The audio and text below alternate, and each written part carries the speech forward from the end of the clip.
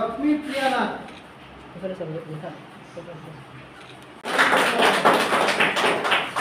খুব ভাল গানো গায়। ম্লান কেতিয়াও নহয়, অম্লান।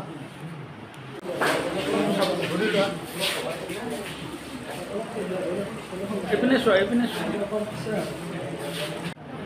শ্ৰদ্ধাৰ মঞ্চত কনিষ্ঠসকলক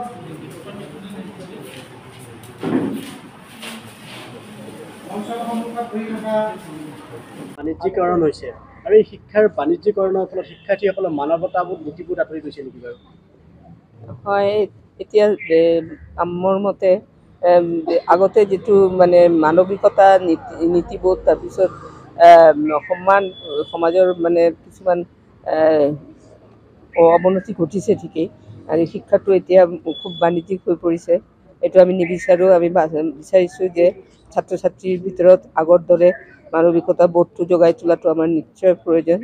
আৰু এই ফালে আমাৰ চবৰে মানে কৰ্তব্য আছে, ল'ৰা ছোৱালীক ঠিকমতে শিক্ষা প্ৰদান কৰা, যাতে মানৱিকতাটো সিহঁতে মানে মূল্যটো বুজি পায়।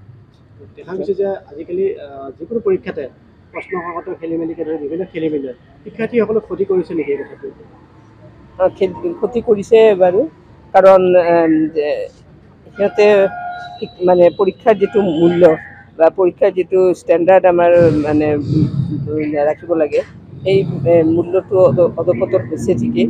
আৰু কুৱেশ্যন লিক হোৱাটো মানে একেবাৰেই বাঞ্ছনীয় নহয়।